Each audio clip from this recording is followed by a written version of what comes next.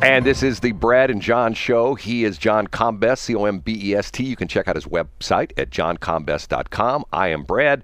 Together, we get together every morning, except for the past 5 days, but that's a whole other story. We get together every morning, and we do a show, and we talk mainly about the St. Louis metro area, specifically St. Charles County, how that impacts everything, and Franklin County, stuff like that. Even a little bit of Warren County. Matter of fact, we'll talk about this later. I've got my little sheet here, but I had lunch with Mike Elam on Monday, which was very, very interesting. You know who Mike Elam is, right? Oh, yeah, of course, yeah. Mike Elam, to me, is an interesting guy because he is got a foot in two oceans. He's a politician, but yet he's still a media dude. For a long time, he came to St. Louis as a radio guy to work at KXOK, the ill-fated talk station, which was going to compete with KMOX, which I think lasted like 8 months, and it went under. Worked around the media business, worked at several stations here in the St. Louis area, then went to work at what's now Spectrum. Back in the day, it was just Charter Business, I think they called it. And now he works for i3, which is one of the broadband companies putting in home internet, and also is a county council person, and also still works on the radio, is a fill-in guy on 97.1 on the talk shows, and also fill-in guy in KMOX. So he's interesting in the respect that he's not I have a lot of respect for him because he's, as I say, a radio guy who did good. How's that? Yeah. It's crazy as it may sound. Okay, now, we were, last segment, we were talking about John Lamping, okay, and you were going to give me some more scoop on him.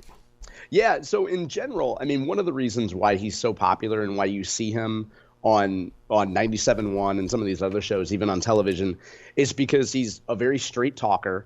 One of my favorite things about guys like John Lamping is that they went into politics when they didn't need to. They didn't go into politics because they needed a paycheck or because they got a political science degree or a social work degree or whatever. So John had a successful securities investment background before he ran for state senate. He was elected in 2010 in a really tough district. And he's on because he talks to so many people that he's a lot like Scott Fawn in that respect. And that John talks to so many people around the state of Missouri that he has a really good sense of what's going on at any one time. He knows what's happening in the grassroots. He knows what's happening with donors. And especially folks who are running for statewide office reach out to John to get his opinion, to get his take, even to see whether or not they should run for office or not. So that's why he's such a valuable voice. I'm a big fan of John Lamping. But he's not a kingmaker, correct? He's not the I wouldn't call him a kingmaker. I wouldn't put him in the category of folks who will, John's not going to write somebody a $500,000 check to run for office. Well, but even to the point, a kingmaker could be financially, or could be to the point where if you don't have this person's blessing, you're not getting anywhere. That's true. And the beauty of the Republican Party, I would say today, it could be the beauty or the curse, is that we don't have one Republican kingmaker. So you have, for example, Governor Mike Parson has his favorite candidates for these statewide offices. But just because he backs a Mike Kehoe doesn't guarantee that Mike Kehoe is going to win.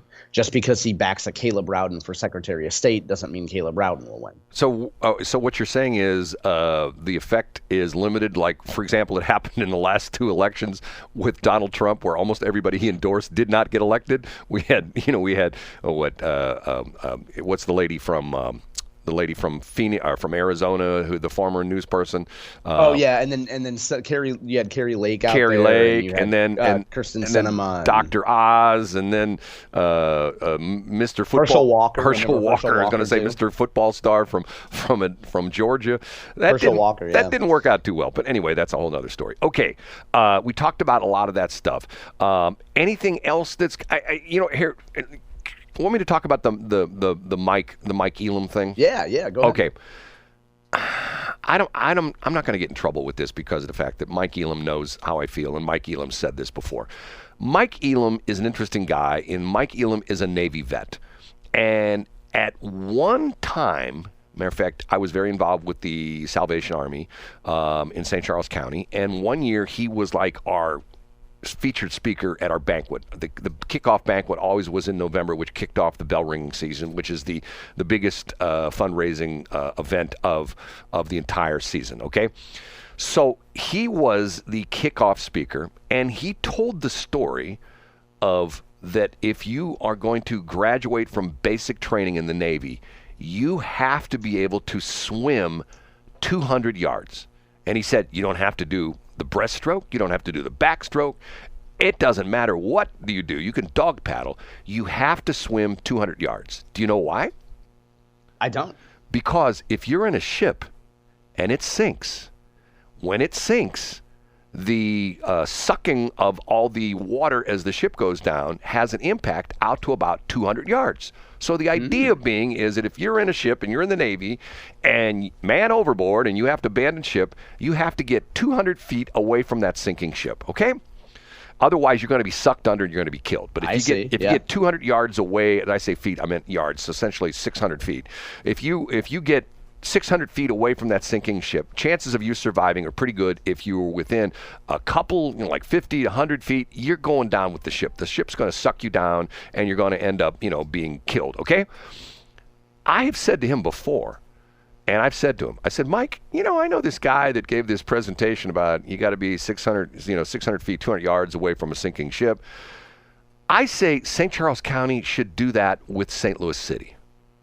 Now, keep in mind, he's on the East-West Gateway Coordinating Committee. So he's on the same committee that people from, 15, 16 different counties, what we call the MSA counties in the St. Louis area. Yep. He's on there with Mark Kern from St. Clair County, Tim Brinker from Franklin County, and more specifically, he's on there with Tashara Jones of the city of St. Louis. And he keeps talking about the fact that when you travel, and let's say you're in Disney World, and you strike up a conversation with somebody, you're in line for a ride, and people say, hey, where are you from? If you live in Wentzville or O'Fallon or St. Charles, or for that matter, Arnold or Belleville or Washington, Missouri, you say, I'm from St. Louis. Because if you say you're from Washington, Missouri, or Belleville, Illinois, or Dardenne Prairie, Missouri, people go, where's that? Is that is that out in the cornfield somewhere? And I said to him, Mike, you're the media guy. The problem is, and I've said this all along, the problem is St. Charles County doesn't toot its horn enough. What you have in St. Charles County, you have some very good municipalities, 8 that we call the Westplex, St. Charles, St. Peters, Dardenne Prairie, Weldon Spring, et cetera, et cetera, et cetera. But yet each one of those is trying to outdo the other ones. You got Patrick, whatever his name was, who's the economic development guy in O'Fallon, and he's looking out for O'Fallon.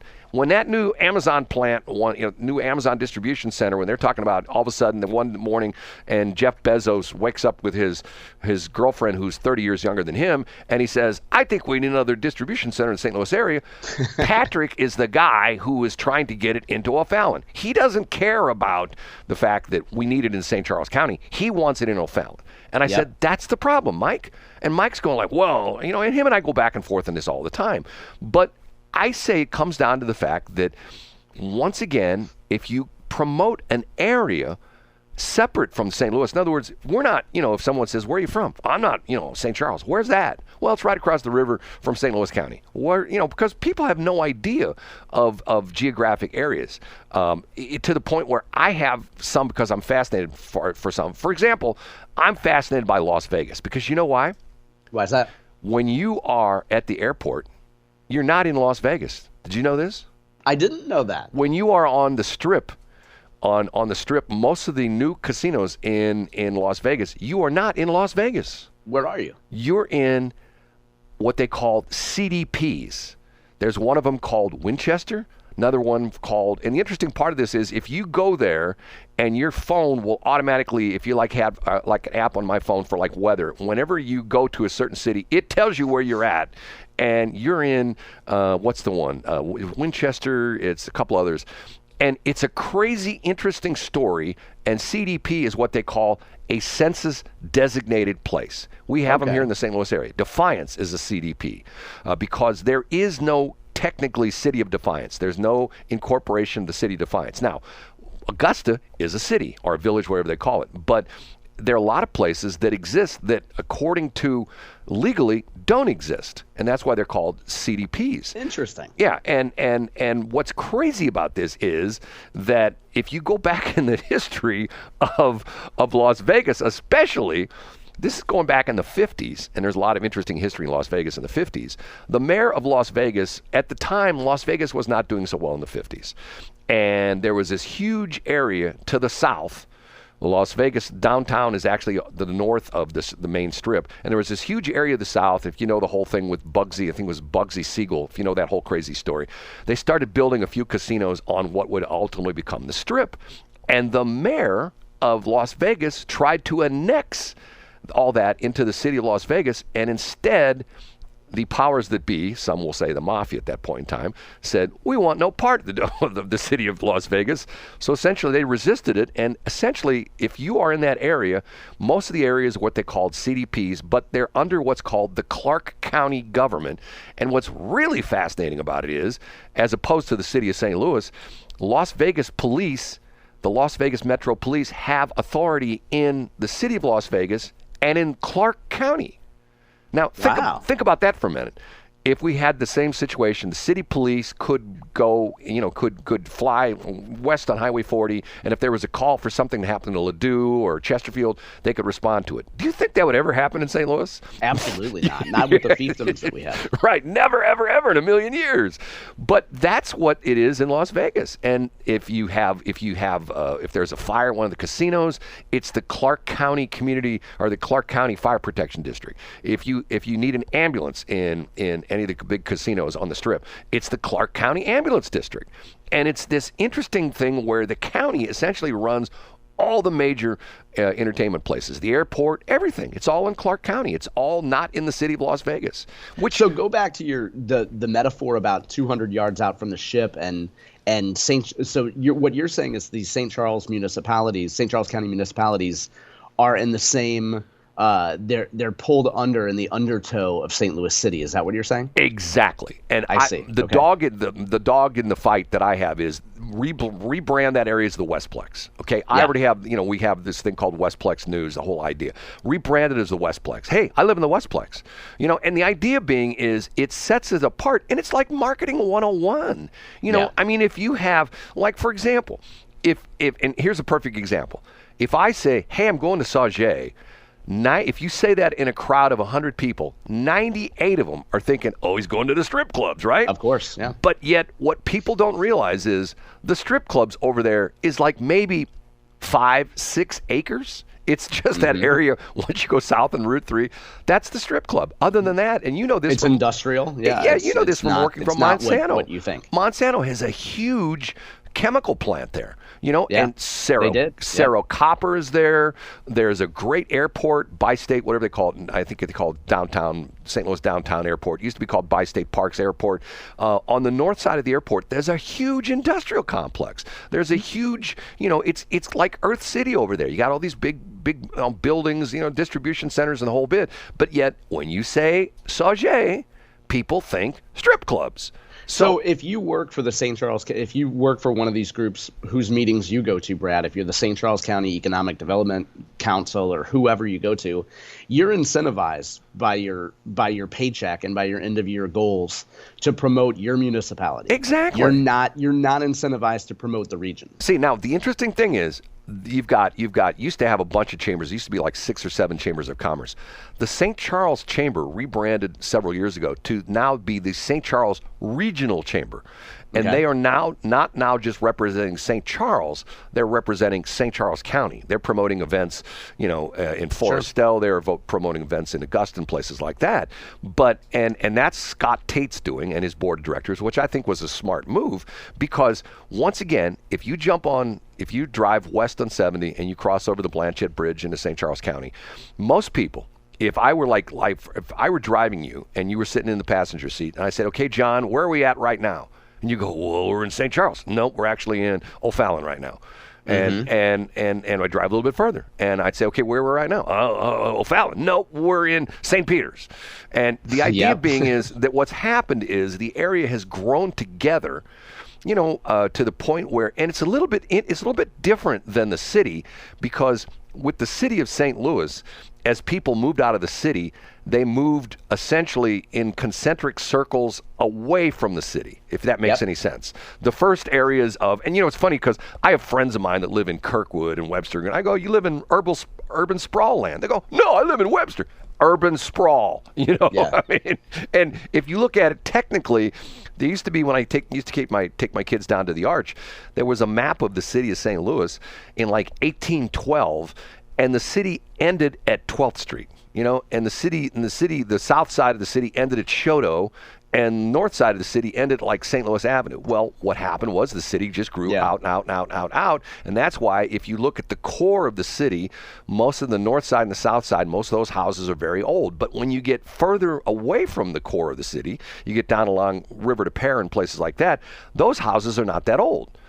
Some of these are 40s, 50s, and 60s. Same situation you have, like having St. Charles County. St. Charles City has a lot of, at least on the north side of 70, has a lot of older homes. And that's sort of interesting, the same way all along through St. Peter's and O'Fallon and even Wentzville. On the north side of 70, you have mainly the older infrastructure, the older houses. On the south side of 70, St. Peter's, almost all new houses within the last 30 to 40 years. Same thing with St. Charles. Look at O'Fallon. I mean, once you got south of Highway 70 back in the day, not that long ago, back in the 90s, once you got south of Highway 70, there was nothing. Highway K was a little two-lane country road that went down that met Highway N. And at that point in time, they had like a blinking red light there, if you can imagine that.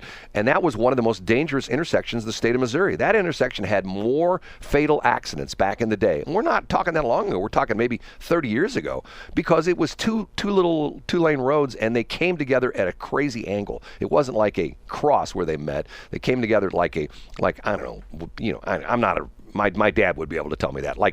Instead of a 90-90, it was like a 120-70 or something like that. You know what I'm saying?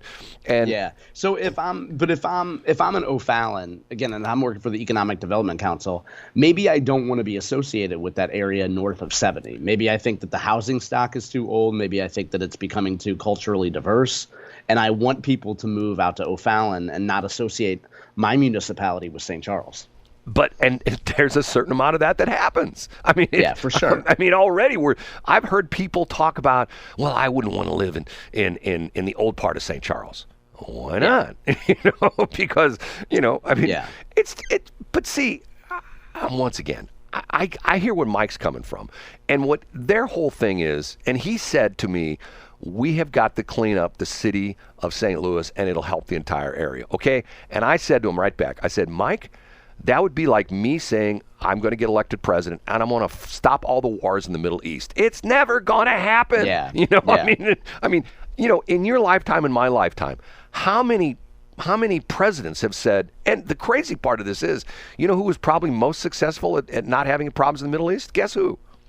Don't know. Donald Trump. Donald Trump. Yeah. Remember with the Abraham Accords and the whole bit? And don't you think, to your point, Brad, if you've moved from St. Louis City to North County and then out to St. Charles, isn't the idea that you want to leave the problems of St. Louis City behind? You don't want to donate your time, your effort. You don't want your elected officials fixing St. Louis City because you've voted with your feet and you've chosen to move as far away from that as you can. Ding, ding, ding, ding, ding. John, you win the prize this morning. That's part of the right, that's the exact but reason. It's true, right? And that's right. And I know it feels good for everyone to say, yes, but we're connected to the region and people associate. Sure, but the people who live where they live now have made that choice. They voted with their feet. Once again, in so many things nowadays in our lives, that's exactly what it is. Where you spend your money, you vote with your dollar, you vote with your feet. If you don't like the car dealer down the street from you, think he's a shyster, you drive 2, 10, 15, 20, 100 miles and buy a car from another car dealer. It's just the way things are. Yep, absolutely. Okay, we got to take a break at 7:42.